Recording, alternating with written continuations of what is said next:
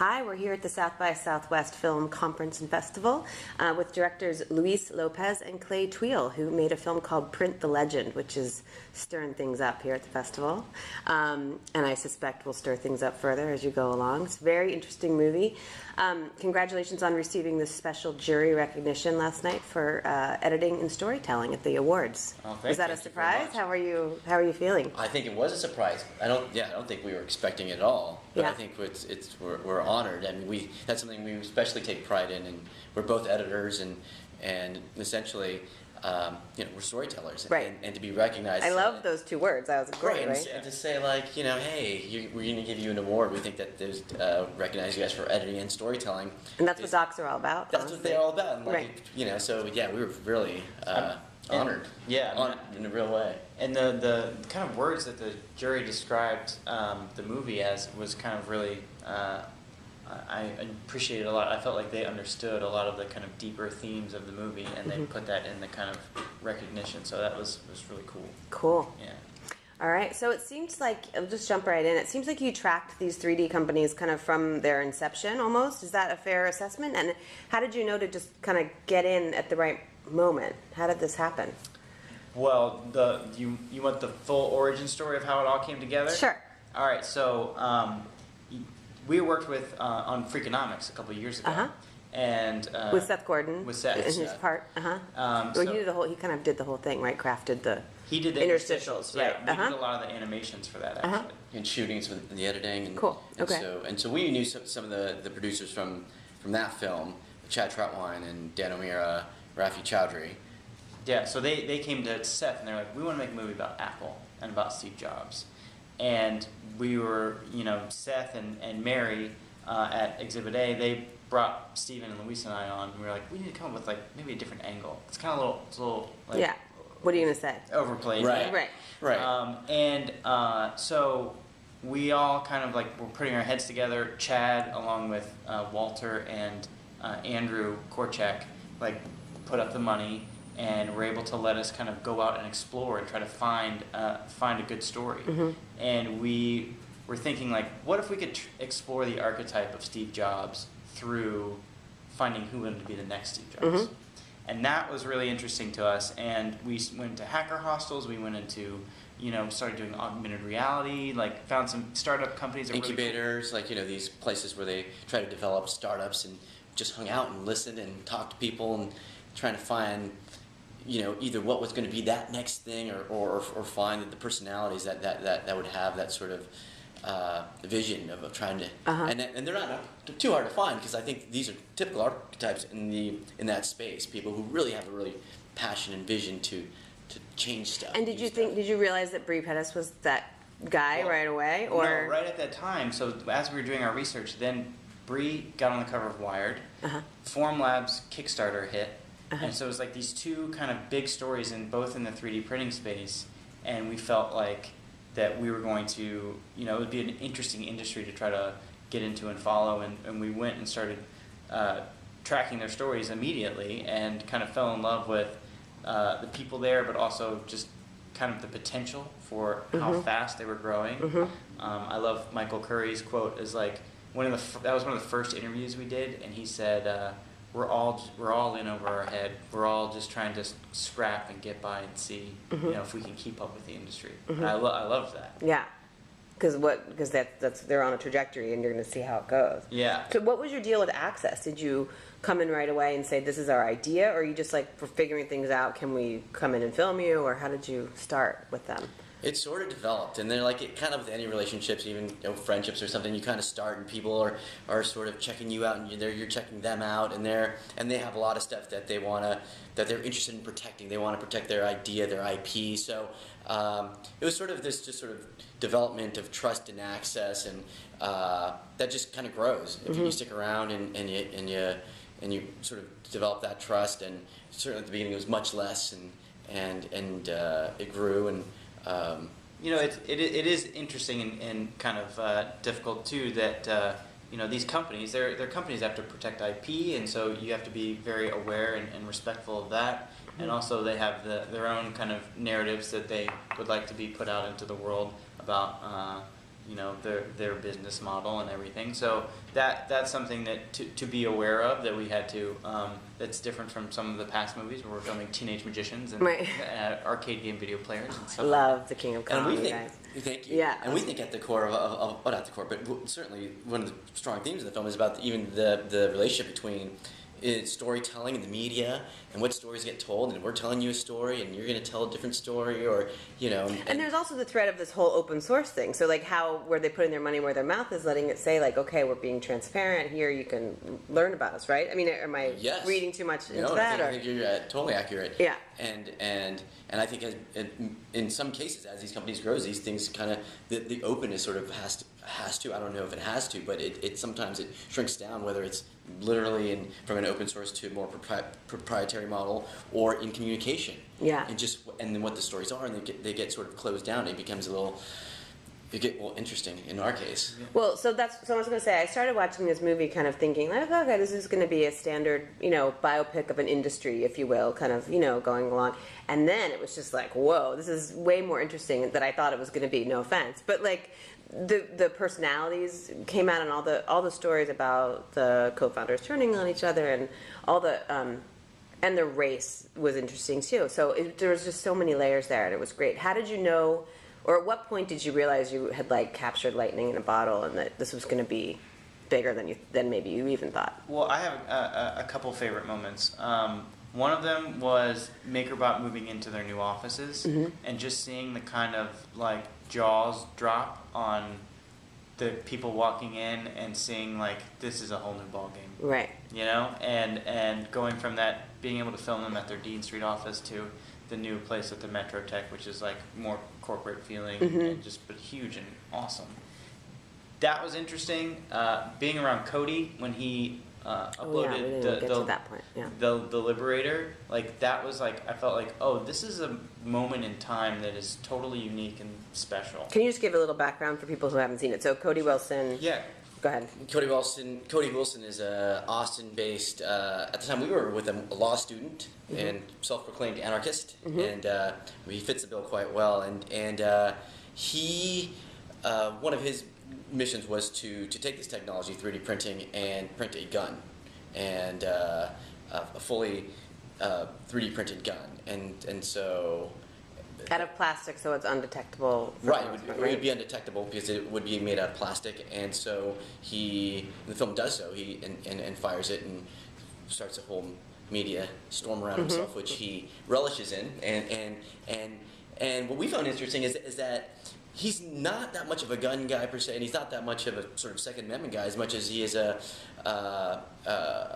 wants to radicalize people, and he found that this was a perfect opportunity for him to do that and get a soapbox, and the media just was like eating it all up, and there he was, just being able to say what he said. And I mean, I'll also add that we were kind of not sure what type of person he was going to be, but we found him to be.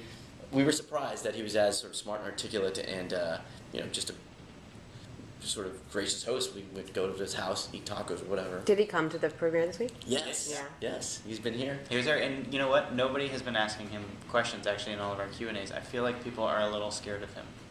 Yeah. But yeah, I can understand it. I mean, Yeah. And there's a gun rally going on outside. Did you hear this? No. I just walked down Congress Avenue right outside, and there was all these people with giant, I don't even know what they are, shotguns or machine guns. I don't know what they were. They're walking down the street. Yeah, and then there's this woman trailing them with her boobs hanging out, screaming, "More boobs, less guns." I was like, South by Austin. Southwest, Yes, ladies and Austin. I'm for this. Yes. So let's talk about Bree for a minute. So Bree Pettis is very revered in the startup and other communities. He's really, as you said, kind of expanded and taken on a personality, an archetype that, and in the movie he talks about envisioning himself as Steve Jobs, or he kind of puts it off on his co-founders saying someone needs to be the Steve Jobs, and he was it, right? But the film shows a different side, and there's, with his co-founders leaving him, and a lot of his employees being really miserable. How has he reacted to the film? Well, and did he have any say in any cuts, or? No, I mean, I think we actually don't know a whole lot, really, because we have been working so much right up until the very end here to get the movie ready. We're on a very accelerated editing timeline. That everybody that was in the movie got to see it kind of like right before the festival, and we actually haven't really heard much of a response. So interesting. In like all honesty, that's something you're gonna have to ask Bree. Okay. We Okay. don't know. That's interesting. Yeah. But we hope that he likes it. I mean, look, there's. He makes good points. I mean, you have to kind of transition as you become a bigger company and figure out what works for your company. I mean, Absolutely. it's not good versus evil, but it is an interesting transition. What's funny too is the film ends up being a Rorschach test to some extent, where certain people are really sympathetic to particular things, and other people are really turned off by something. That's interesting. Like we like to say that there's an event, and what we like to provide is sort of different vantage points to that same event, because that makes it rich, right? And so in the film, like let's say Brad Felt, who's the investor for MakerBot, and Jenny Lawton, who's the president of MakerBot, and this is all a success. Because this is what their agenda, and people who in the business world and entrepreneurs, and probably most people at Interactive that have these companies and these dreams, it is a success. There's American dream. Yeah. And we try to provide that's a part of the point of view, but there's also other perspectives in there that sort of maybe fill it out in a more real way. Mm-hmm. And like what Michael Curry said to us is that Apple is the world's most successful startup.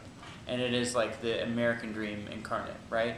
But what I hope that we're trying to show here is like, in that glossed over version of the American dream, there are some bumps along the road that you should be able to think about, and that it's not all like peaches and cream all the time.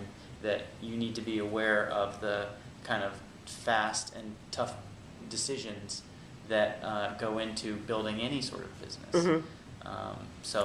Yeah, and in narratives, I think Cody speaks to that as well. Like we like to obscure certain things from mythologies or events or narratives, right? We like to ignore particular things and tell a story a particular way because people like it or people feel.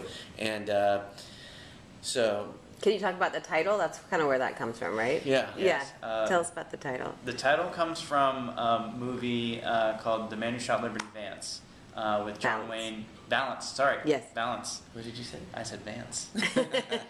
I don't know why I know that. Yeah, no, I should know that.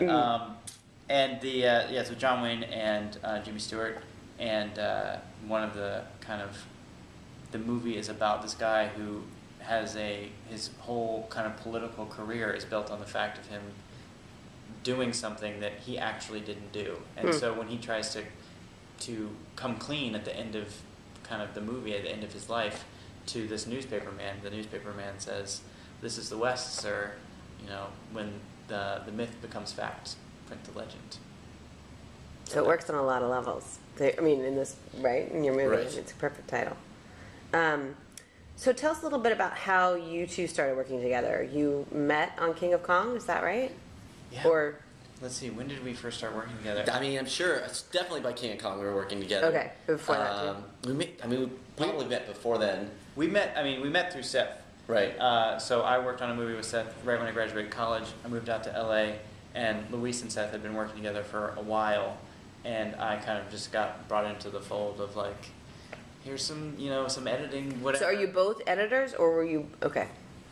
Yes. Shooters, editors. Yeah, I mean, it's Seth and I and Clay were just sort of guys who go out with the camera and shoot stuff. We're not super proficient in any of these things, but we like to go and get our cameras out and point them at people and ask questions.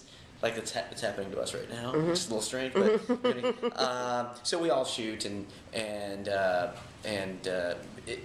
all our films have sort of developed in that way. It's just a very small crew of people who just kind of go places and sniff around. And is that how this one was too? And you just decided to say, okay, let's do this together and See, I mean, really, it's us two, and Steven, whenever we can get him out.